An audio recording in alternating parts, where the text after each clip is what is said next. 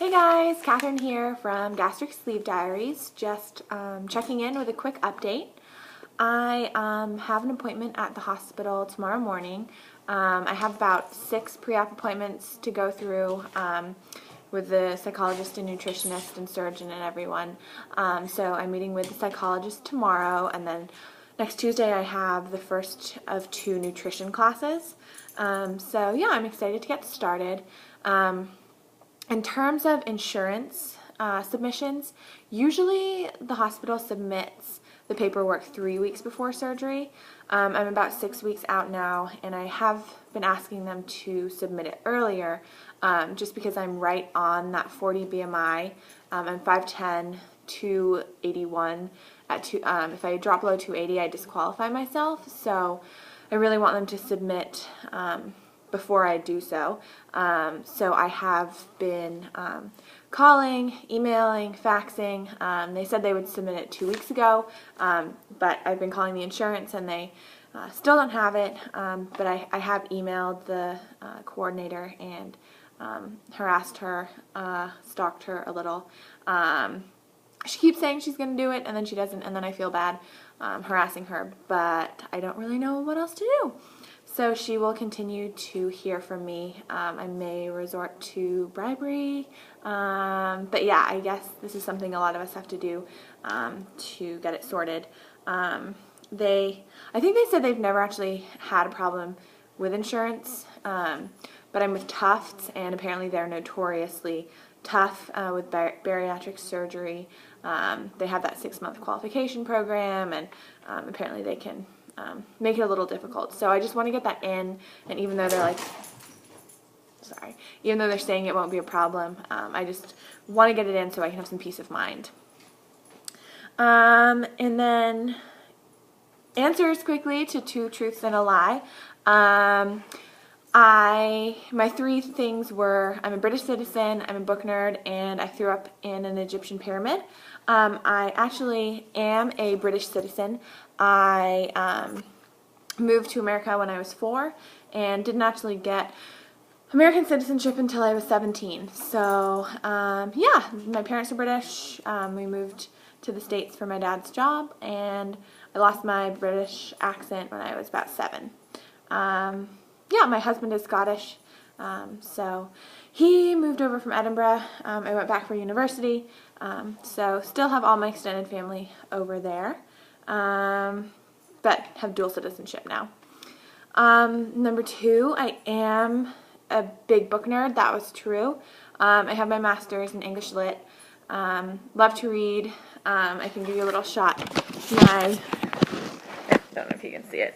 Got a big bookshelf that I always do my recordings on. Oh, you can't really see it. But I was watching Jessica's Way, and she was saying that she also is a big book nerd and keeps all of her books. I actually have a problem that probably all of my favorite books, none of them are on my shelves, because as soon as I read something I love, I immediately have to find a new owner and a new person to love it and read it. So my friends are always getting book recommendations for me, forced upon them even when they don't want it. And I give my family books for Christmas, and they always tell me not to do it because they hate to read. So I've stopped doing that now. And then the third one was my lie. I did not throw up in an Egyptian pyramid. I actually threw up pretty much around the rest of Cairo.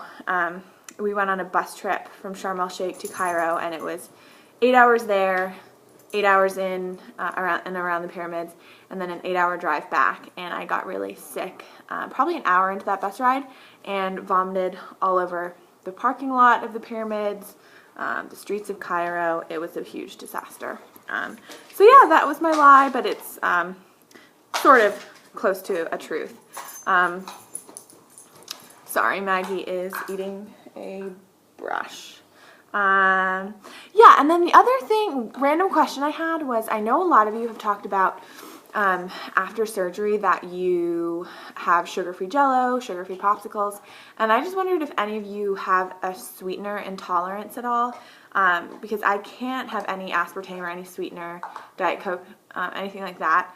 My mouth breaks out in ulcers. So I just wondered if anyone else had that and had trouble sorry, you can see Arthur on the table there. If anyone had trouble post-surgery eating things, drinking things that were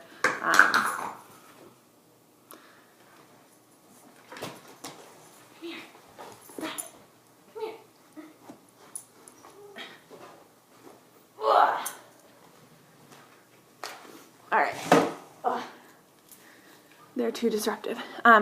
So I emailed the nutritionist and asked about it, and she said that it would limit my options, but shouldn't be a problem.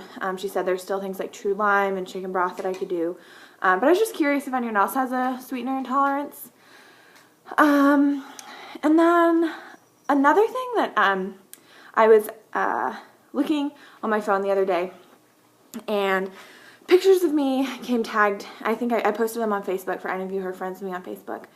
And I think we all have those moments where you never realize quite how fat you look. You never really feel super fat, I guess. I mean, obviously I feel uncomfortable and everything, but sometimes it takes photos for me to go like, oh my God, am I really that huge? And I don't know, I guess where other people would see it and say, oh, that picture's not so bad, you look fine, but I guess I just feel really self-critical, and I'm trying to shake that. I know I need to love myself just as I am and all that, but it's just hard when you see these pictures and you just, I don't know, I just don't feel as enormous as I look. But I mean, even 50 pounds ago when we got married and had all our wedding pictures, I think I kind of ruined we looked at all our photos after the wedding day, and I think I ruined it for my husband because I was like, oh, hideous, oh, gross, oh, my arms are huge, oh, I hate that one. And he was just like, you're a psycho, you look great. But I'm excited to start losing weight so I don't feel as uncomfortable in front of the camera, but I think hand in hand with that, I want to stop being so self-critical, because now when I look back at those wedding photos 50 pounds ago, I'm like, oh, I looked great. So I think we're always critical. But yeah, when I saw those photos, I jumped out of bed and I started making my healthy lunch for tomorrow. So I guess it's good to like recommit yourself. And yeah, just lastly, thinking about talking with a psychologist tomorrow. I remember the first time I talked to her, 3 or 4 months ago, I felt kind of alone in this journey. She said, do you know anyone else who's done this? And, do you have a support system? And, I kind of said no. And so I just wanted to say that I'm super grateful for this community. I don't feel alone in this. I think I haven't met a person who I've told about the surgery who's even heard of the gastric sleeve.